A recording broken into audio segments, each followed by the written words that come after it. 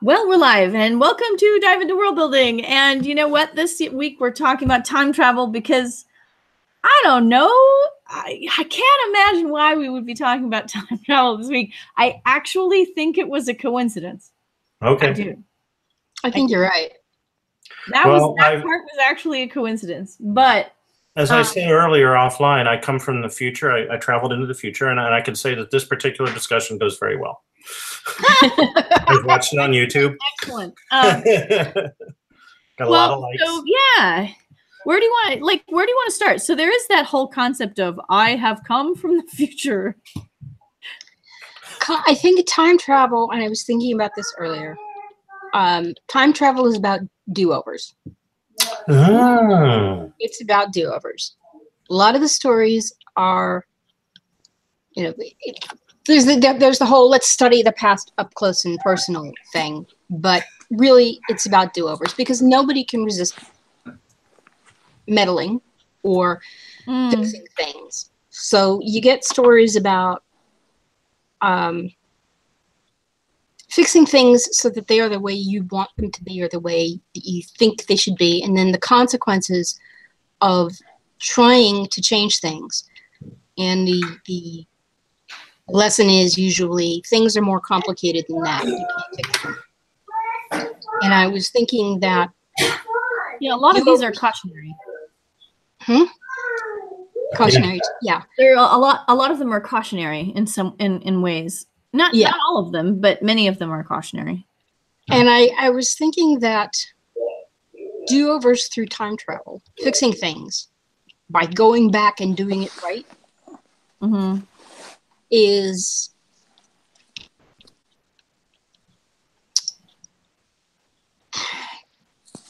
why do we do that instead of fixing things going forward? And a lot of the time travel stories are going back in time. Now, if you were to go back in time and look at something and see how it got to be that way, and then you could use that information to fix things going forward. But I'm trying to think of the time travel stories besides, and part of this is just my brain not retaining things, besides H.G. Wells. You go far forward into the future and see what your choices brought. And that was sort of a far future adventure, right? Yeah, that was the first time travel story I ever read, which I read as a kid. It was on my parents' bookshelf, and I pulled it down. It had that Richard Powers cover, sort of abstract, only the abstract was the time machine. And all I knew about it was a time machine. A guy had invented a time machine and he was going to go somewhere. And I remember reading it and thinking, he's probably going to go in the past and it'll be like boring and I already know. And then he goes in the future and I got really excited. And then he goes further in the future and further. And I was just like, yeah, this is awesome. So it's all kind of been downhill since then because usually I go to the past. But I have a deep and abiding love for that story. Well, it is interesting. I mean, I agree with Morgan that there is a very, very large subset of time travel stories which are about fixing things, which was what you said. But I think it's also accessing human regret, right? Sure. That whole desire for that desire that people have to go back and do things over differently because they regret things. So it's a major thread in time travel stories, at least. Yeah. I mean, Kat, what were you going to say? One of the interesting things is I'm listening to Cliff talking about H.G. Wells, and I'm realizing that we don't often tell stories about somebody in modern times gets sent to the future stories these days, because what our taste is just to direct the reader just there. And so now we just have straight up science fiction stories, right, that are about some far future. So the reader is doing the time travel and not a protagonist. Interesting. It's a really good point. I'm also thinking about, for me, time travel before H.G. Wells in the future was Rip Van Winkle as contrasted with Urashima Taro for me, which is big, sort of, I don't want to say yin and yang because it's so exoticizing, but it was very much a contrasting one culture against the other about what kind of stories do we tell about being away from home and then returning to it. Rip Van Winkle gets to go back, and he's sort of managed to bypass all of the productive adult years he was supposed to have, and he can just go be a retired geezer. And Urashima Taro goes back, and I'm pretty sure that folktales don't have spoilers. Everybody he knows is dead, and the moral of that story is once you leave, you can't go back. And so, I think we do have some other went to the future to peek at what happened and then go back stories. I can't think of what they are right now. I'm also thinking about the fact that, just a second. Sorry. Okay.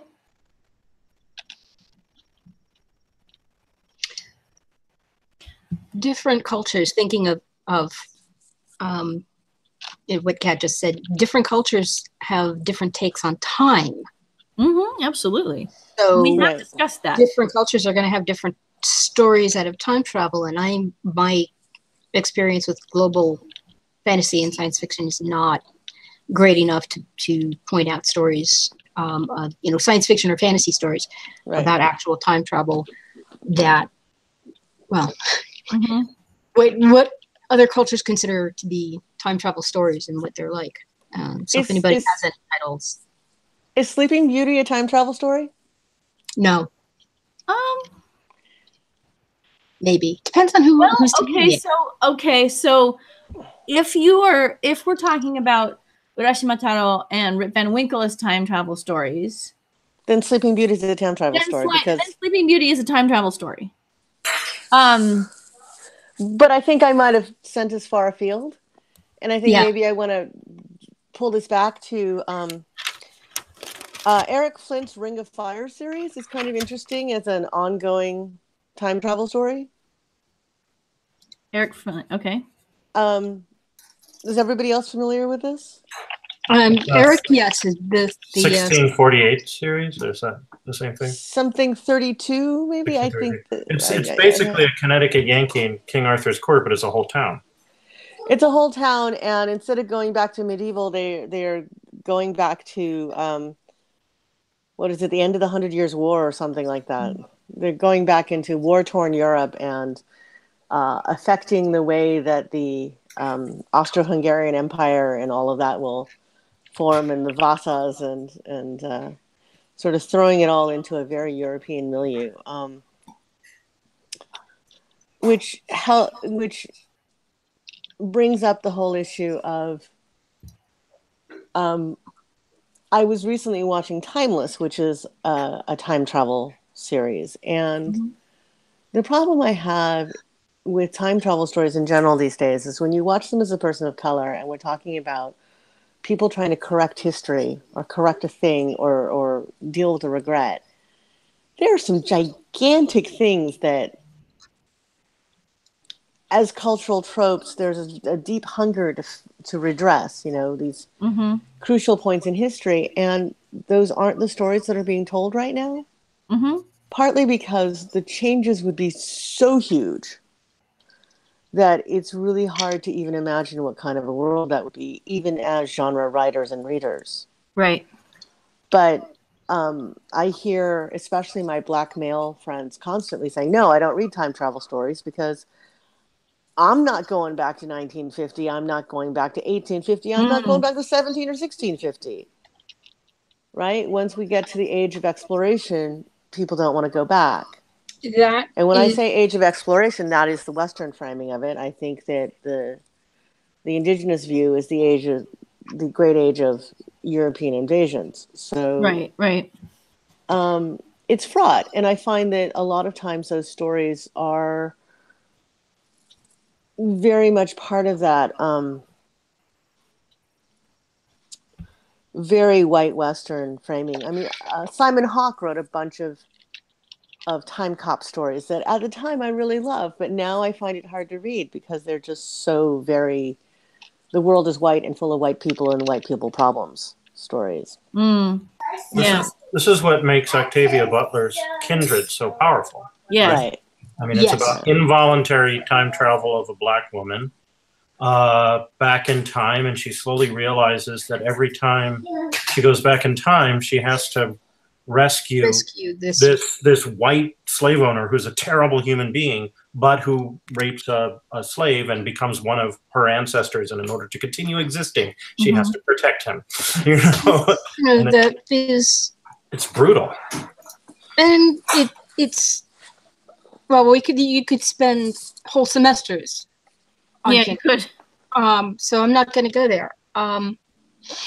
But I'm wondering, this is going back to the other cultures, if you had,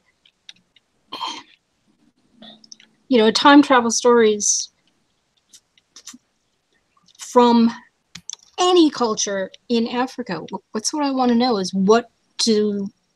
how does it look there? Because if you were a black man doing time travel and you were going back to the 19th century, well, it's still pretty late. So here's the thing, right? As Americans, it's easy for us to believe that blackness is fungible because whiteness has created a world where blackness is fungible, and that South Asians, dark-skinned subcontinental Indians, and Aboriginal Australians, and Melanesians, and Sub-Saharan Africans all get treated as black. And so it's a fungible thing that's been created by whiteness defining a certain skin tone as a certain kind of category of humanity. And so if you took a 20th century black man and put him in Sub-Saharan Africa, the problem that you find is that he is notably an outsider. He doesn't have the cultural values in the cultures as they exist without the shattering of imperialist colonialist domination.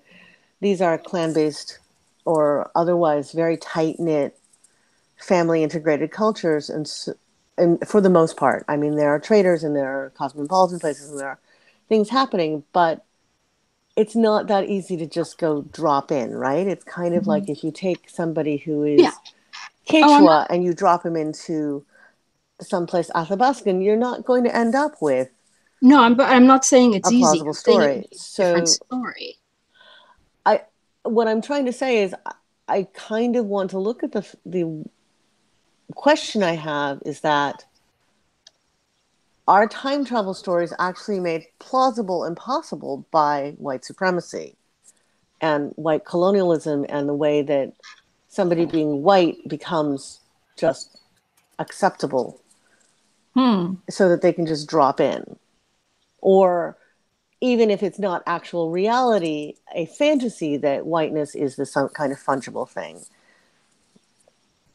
Is it actually about a fantasy of looking at you could just drop somebody in? Now, having just put out that hypothesis, I want to talk about cultures with much more durable tradition. I think that it would be, I think that there are ways that you could argue that taking somebody Roman Catholic or Orthodox Christian or Orthodox Jewish or devoutly Muslim and dropping them back in history might not be so jarring because of the continuity of culture, which I think plays into the thing that Morgan was saying. And I think the other part of the question I have is there are cultures that believe in a much more sort of a helix-shaped transition of time as opposed to a very linear sort of time. and that might make time travel more plausible, because then you put somebody back in the previous round of the same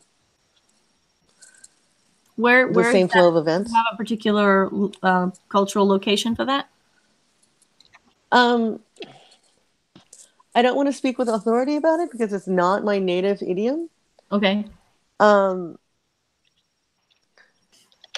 The whole mysticism of the hippie era around the age of Aquarius and things like that was sort of reflecting back on that kind of thing. But there's, I think it's really difficult to have this discussion from an acculturation of a culture that's very steeped in the idea of linear progress, as opposed to in these cultures that are much more about timelessness. And I don't, by heritage or by education, come from a culture like that, because my parents also grew up in a 4 seasons temperate culture and language and climate, which was weird for me as a Southern Californian, because it's not the time scale that we have. So what you're saying is that the way that the climate influences your sense of time will also influence the way you think about time travel? I think so. I mean, it's one of the reasons why Aboriginal Australians have legends that talk about time in a very different way. I wish I'd thought to try to bring in somebody with more expertise there to talk about this point. Maybe we can do it on another that would be episode. Cool. Yeah, I'd like to. But I think that even the concept of time travel as we tell these stories depends on a linearity. At least the way that we've been mostly telling these stories. At least partial linearity. I don't think they necessarily. I mean, so you have the multiverse concept, which has linearity to it, but has all this the concept of all these branches, and that can be kind of messy. It's not like a single line, but you still have the concept of lines. And that's time travel because of the whole concept that time moves forward at branches. And, one of the things I find interesting is that there's so many stories where somebody will go back in time and then have to explain to the people they're visiting that they're a time traveler. Why would you even try? Well, I just think that's terribly fraught. Because otherwise, a witch, isn't that what our time travel stories tell us? Well, I mean, so where's the line between the witch and just the outsider? Right? I mean, because it's not as though people didn't travel around the world between different regions, right? Well, I mean, it is going to be technology. Part of it's going to be technology. As any sufficiently advanced technology can be indistinguishable from magic. I remember. But you know what? Depending on where you're coming from, if you're coming from a technologically oriented society, any sufficiently skilled use of magic might be indistinguishable from technology. Okay. Tell me the difference between somebody talking on their AirPods and somebody able to communicate remotely using magic. I mean, at this point, our technologies have become really difficult to explain. Radio, telegraphs are relatively easy to explain. Once you get to radio, it gets much more mysterious seeming. Television. Have you tried explaining television to somebody? Television is really, I mean, if you can describe television, you can explain the internet. But then once you explain the internet, it's easier to explain the internet that goes through wires than to explain Wi-Fi and Bluetooth. Yeah. I mean, these are difficult things to explain. So again, I think my question to Morgan is, what is our definition of magic for this world that you're building? Oh, I'm just, I don't have a definition for a particular world. I don't have a particular world in mind. I'm just saying that, well, I mean, I suppose well, what you just said, what is the difference? How do you tell the difference? If you're just looking at someone talking and you don't, are they talking to themselves? Are they talking into Bluetooth? Or are they? This is part of what we've talked about with magic systems that have principles, because science has principles. And so if you're just working with an alternate set of principles, maybe it's the same thing-ish. What's the difference between asking your captive elemental to light a fire for you and Siri, order me dinner?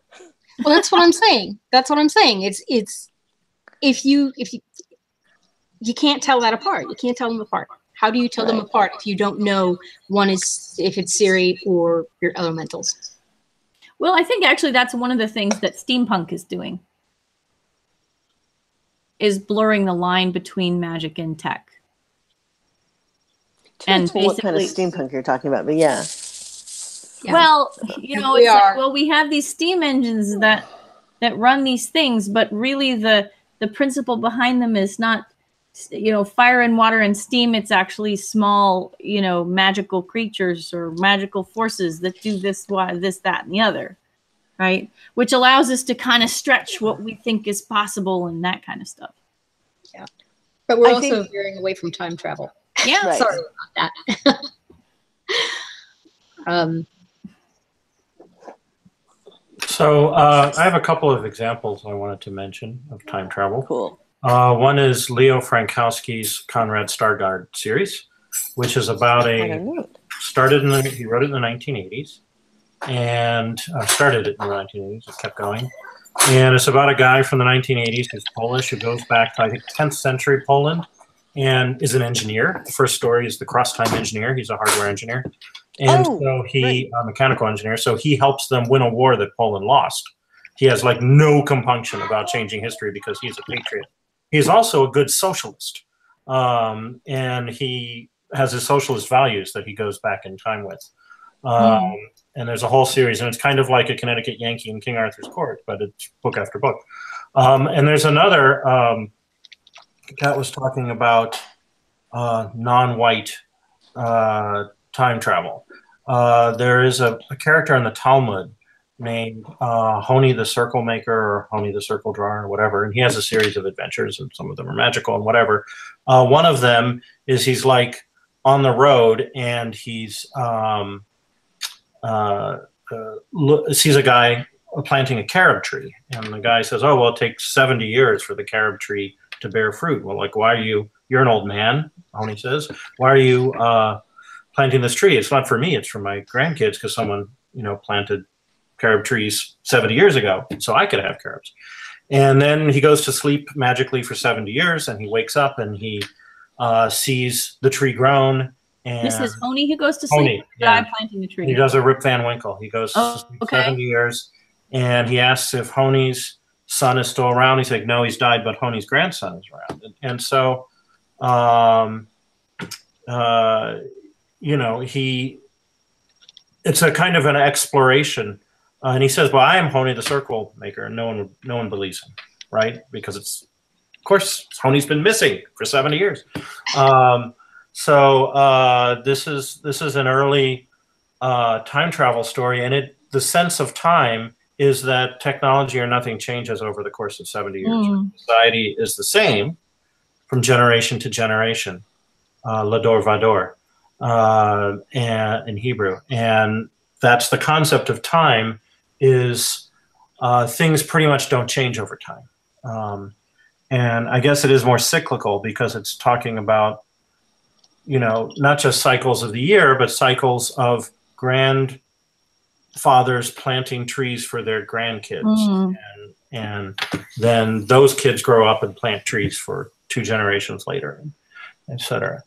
So there you have it, an example of that. And that's in the Talmud. It's stories about Honi. The circle story is actually a pretty cool story too, but anyway, it's not time travel. The rain. Cool. That's the one about the rain. Yeah. So there's a lot of stories about Honi. Anyway. Are they time travel stories? Yeah. He draws circles. It's his thing. And Argues with God. That's another thing. Yeah. Anyway, so those are good. And then there's like the sort of the very opposite end of that is the modern, intricately plotted time travel novel, like The Anubis Gates or The Time Traveler's Wife, both of which were clearly, plotted out in advance. I know in the case of The Anubis Gates, I know for a fact that the whole novel was plotted out before it was written because Tim Powers has talked about his book writing method. I assume that similar thing for Time Traveler's Wife, because both of those books are like intricate puzzles where you put the pieces together out of order, but you get the picture, and the picture is the novel, and it's like this thing, right? Mm-hmm. And it's shown to be that time is fixed, and really everything that you do where you think you have free will is well, I'm sorry, you're sort of predestined in this sense. Well, I think that's an interesting point, because I think one of the other questions that we are grappling with when we think about time travel is that question of, are we predestined? Do we have control, right? That's one of the sort of long time questions, at least of our culture. Sure. That's a big Western thing.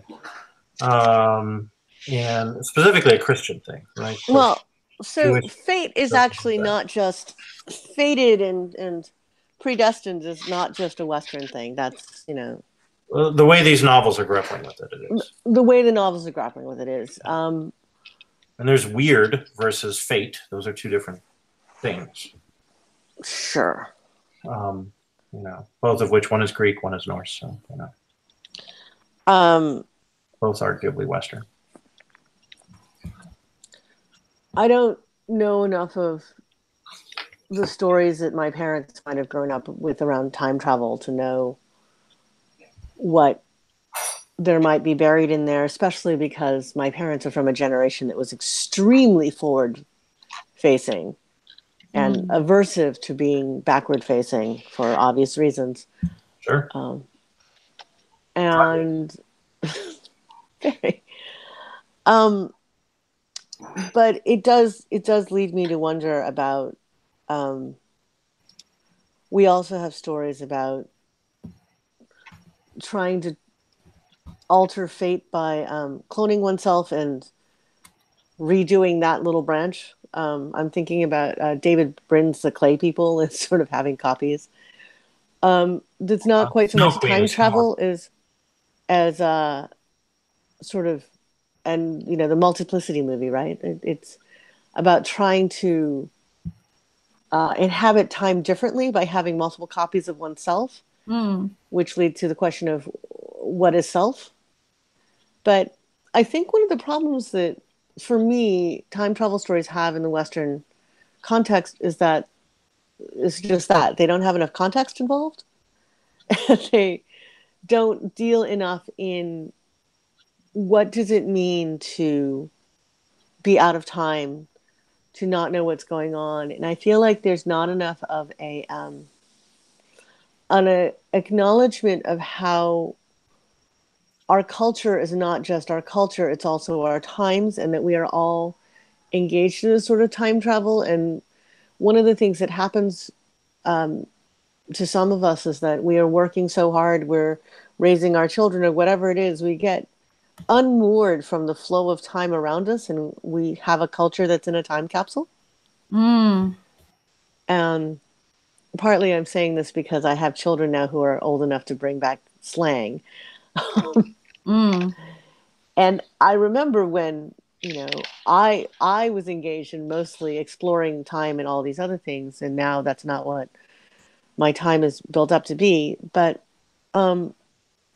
this is that thing that happens where the stories that I tell my children about what life was like for me growing up, effectively for them are like time travel, because they're like, wow, you had all this very different technology and all these implements. And, you know, if you took my kid and dropped him in either of my kids and dropped them in my childhood, they don't know how to function.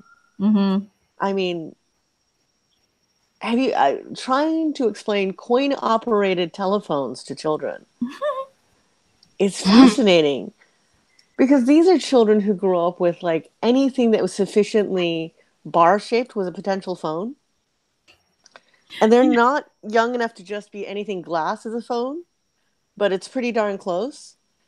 And, you know, they don't understand why you mime this is a telephone. Yeah.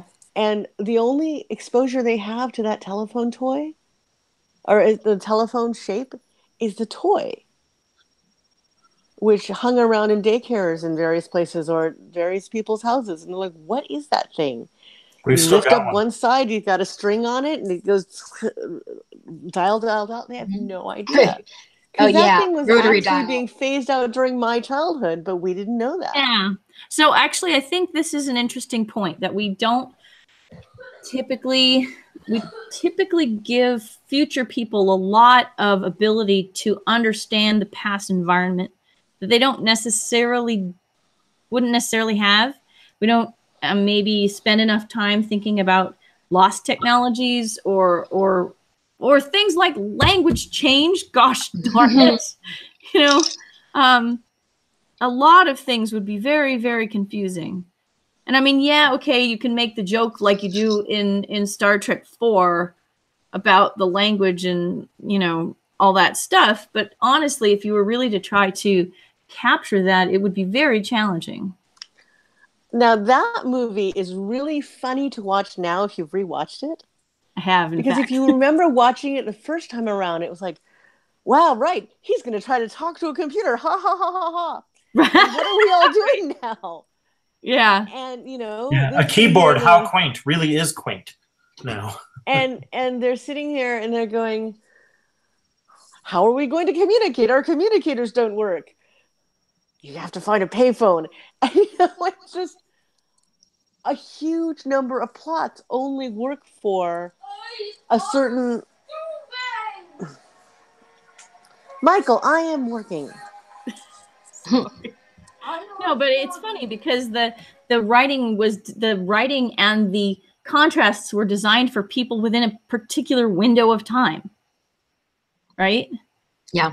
And it doesn't work quite as well if one is far future and one is historical, or if one is not so far future and one is really historical, and it's rather than the present and the future. Yeah, Outlander is interesting because it takes a character from right after World War II and moves her back to the, I think, 1800s. Mm-hmm. And that's been incredibly successful series and now TV show. But it's about time travel from one person in our past to further back in our past. So one of the interesting things about Claire versus her history is that if you look, the technological gap between Claire and Jamie is smaller than the technological gap between us today in 2018 and Claire. Oh, yeah.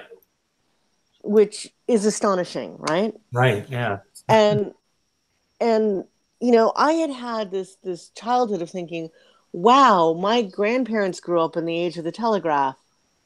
But telegraphs make more sense to me than my childhood does to my kids.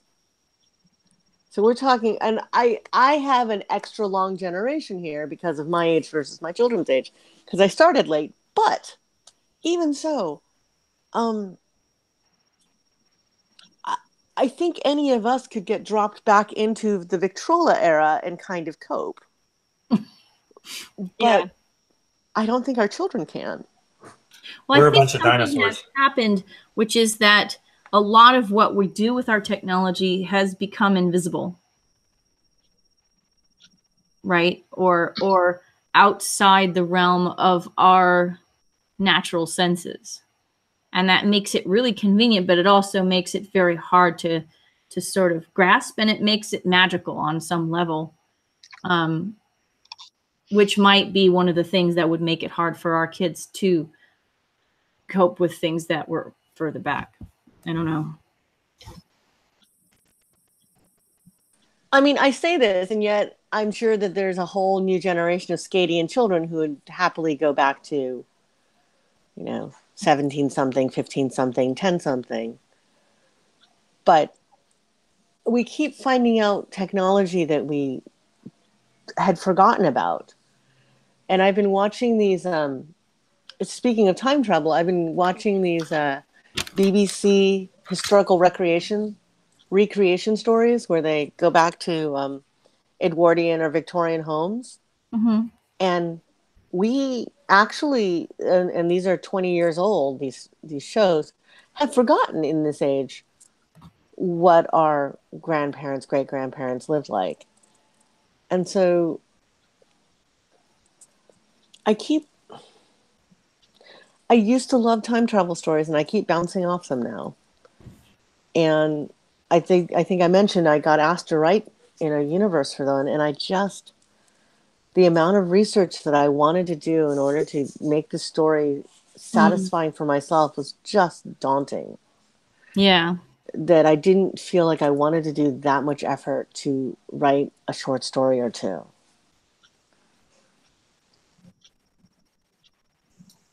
Sure, maybe for a novel. I mean, actually, I was going to say, there are a couple things.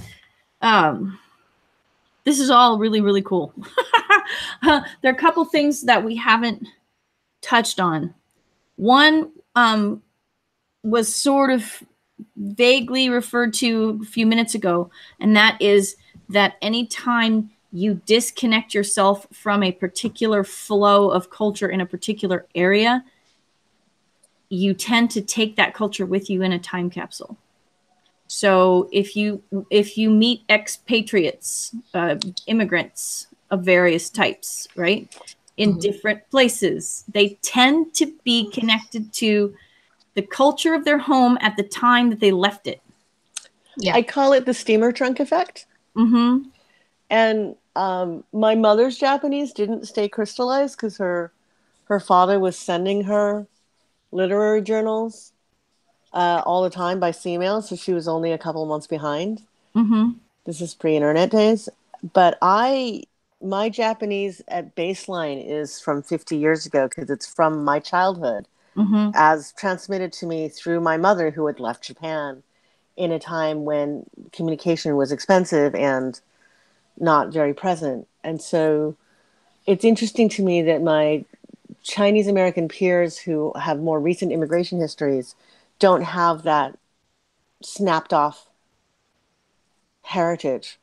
It's still part of the ongoing stream in the source land. And I've just started listening to podcasts in Japanese, and I have enough fluency that I can fill in what I'm hearing, but it's a Japanese that's progressed way past the point that my mother took that off ramp.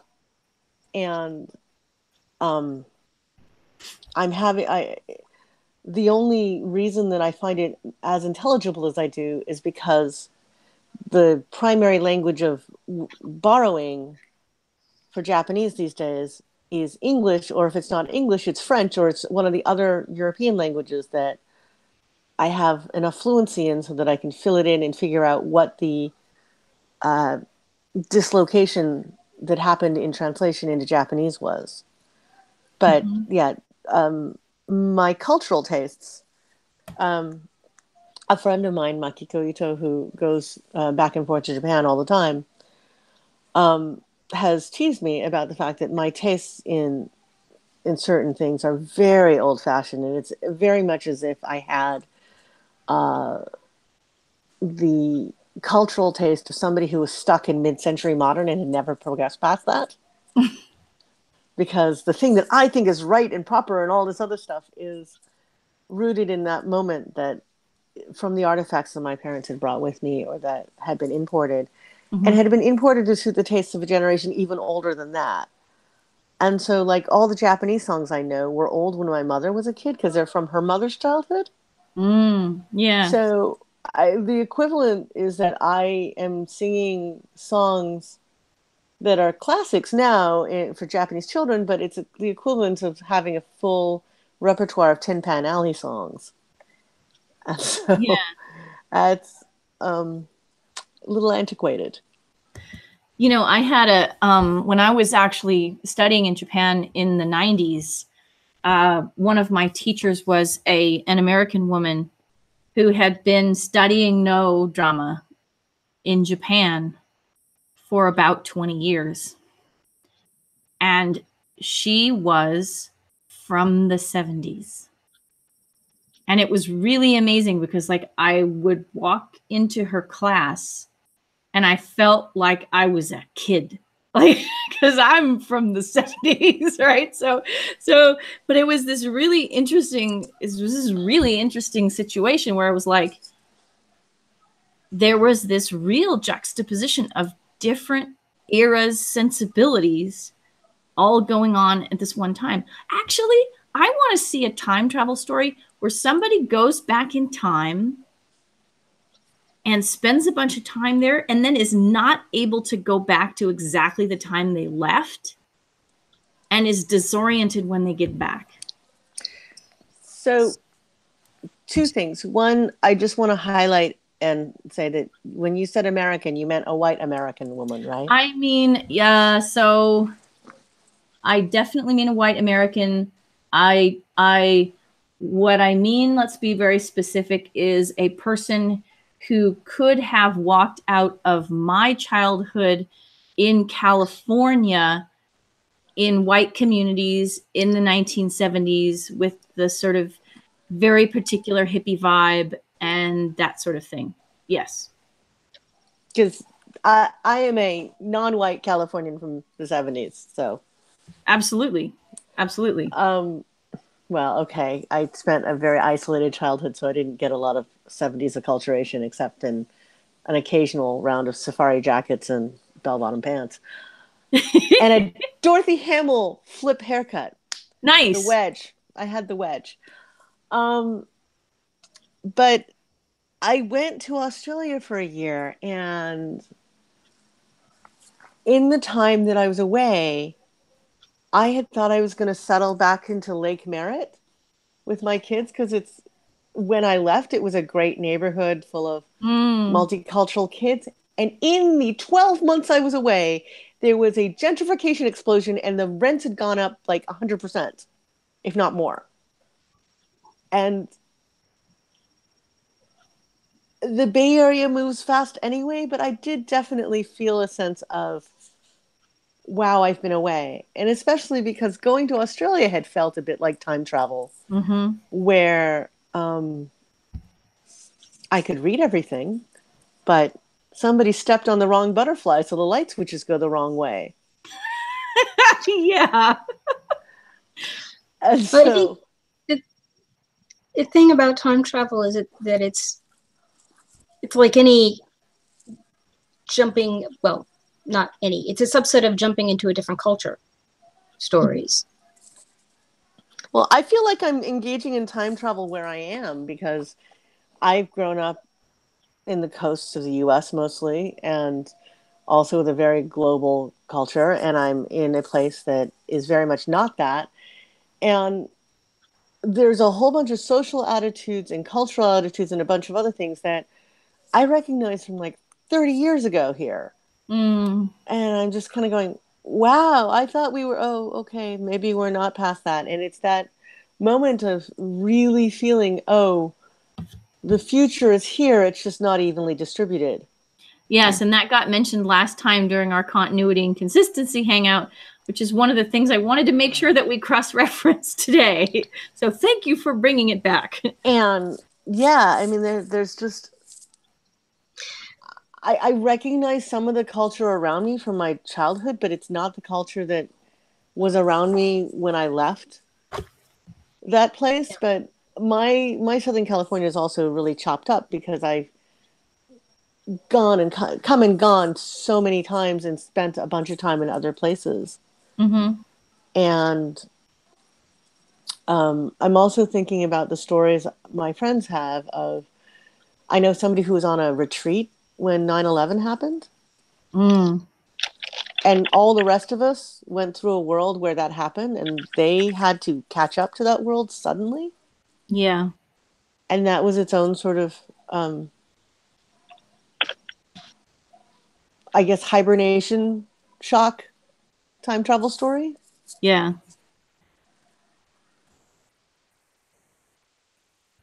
Yeah. So we're almost at the end of our hour, and we haven't talked at all about Merlin or Benjamin Button or other people who age backwards. I see that as a form of time travel story.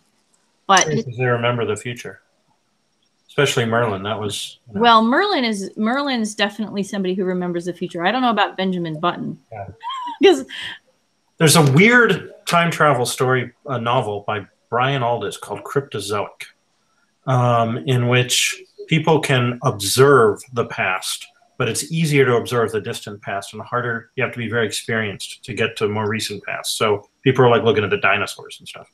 But then there's a question about which direction time actually flows that comes into the novel towards the end. And it's just like a kind of a flip on perception, on direction of time flow. That is extraordinarily weird, but kind of fun. So that's Brian Aldiss, Cryptozoic. I'm suddenly having a moment of juxtaposing that with the ways in which, because I do so much social justice work these days, we talk about the fact that aging works differently for people depending upon their phenotype and their racialization and marginalization, where some of us are infantilized forever, some of us are granted eternal youth and innocence, some of us are assumed to be, possessed of superhuman strength and unnatural cunning at a young age, and it's all a bit like a twisted fairy tale. But I think you could also look at it as sort of a time flows differently for different people's narrative. Okay, I want to see that story. If there a way to literalize that in an interesting way, boy, I don't know how, but my brain just thinks that's fascinating. I'm going to just put it out there right now that from my perspective, white European descended people age unnaturally quickly. Yes, we do.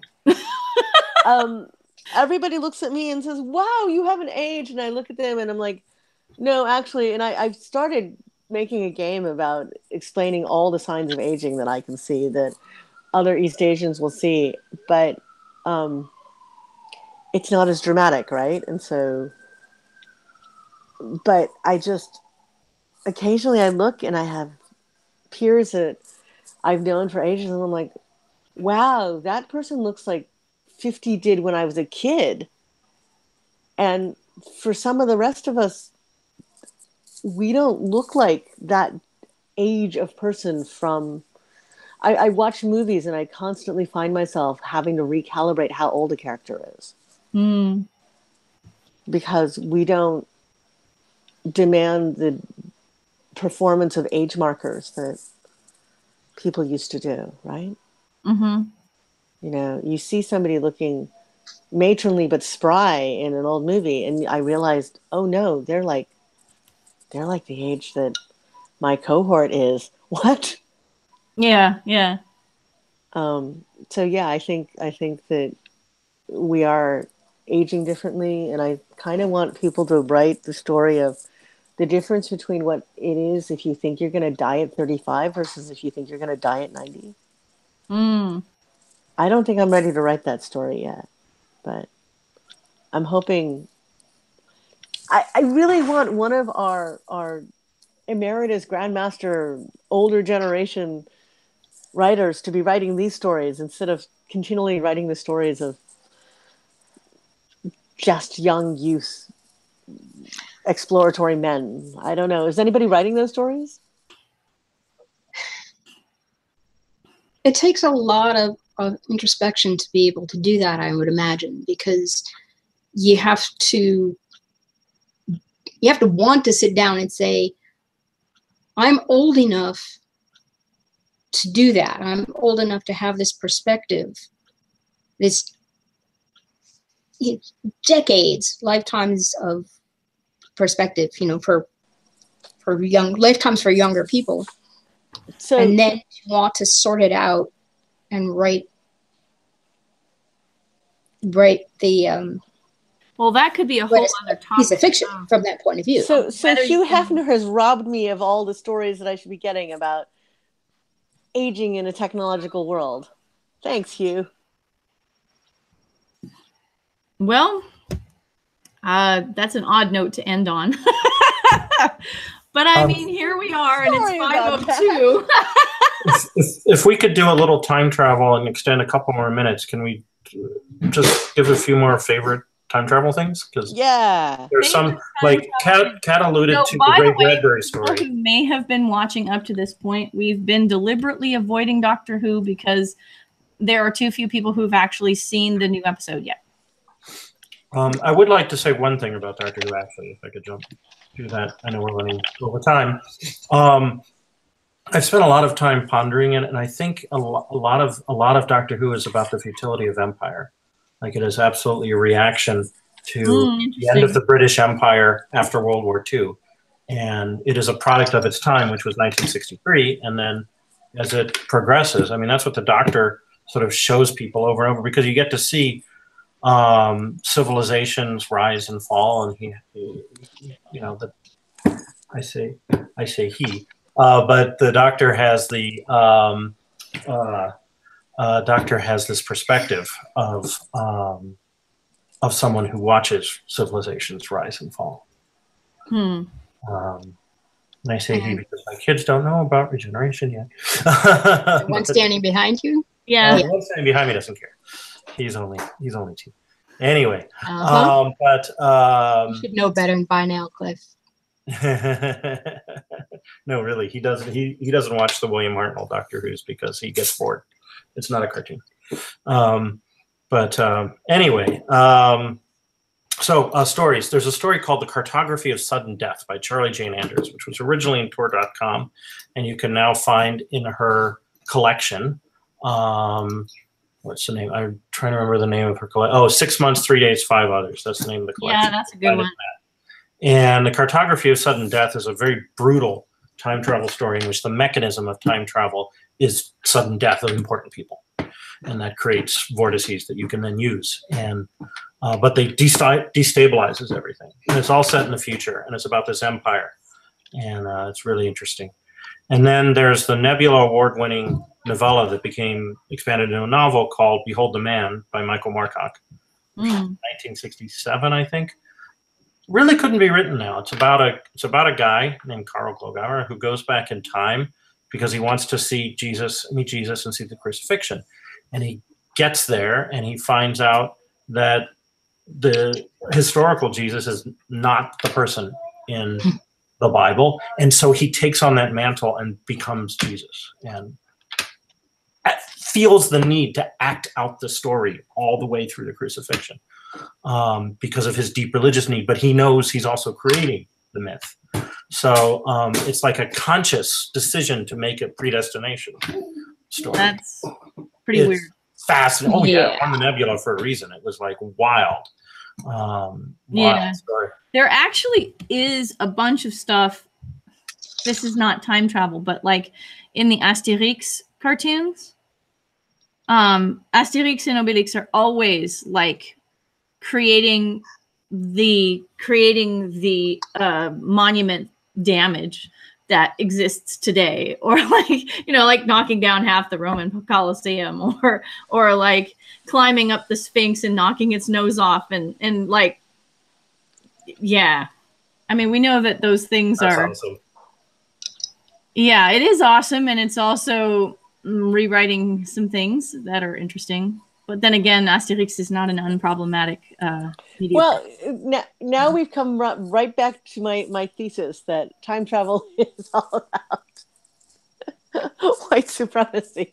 I don't think that I really want it to be that pat, but well, no, but I do see your point. I mean, I think it's a really good point, and I think that it's something we should really be thinking through, right? Because if we really want to find a path not taken and write stories that are really interesting and unique and look at time travel in a new way, that is a big pin to stick in the map and say, hey, how are you playing into this narrative, right?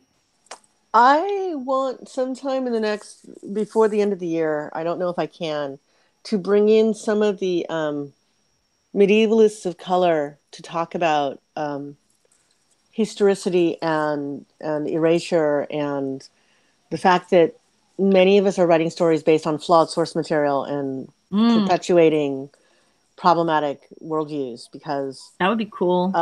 I'm thinking about the fact that my friends were very big on Highlander fandom, and it was really difficult to be a Highlander fan of color because there weren't enough stories to fit into that were not explicitly European when it was coming to sword fights. And you look at what should have been there, and it's not because there wasn't stuff happening everywhere that was really fascinating. It was just that we were completely deprived of source material because it was the 90s and the internet wasn't as robust as it is now.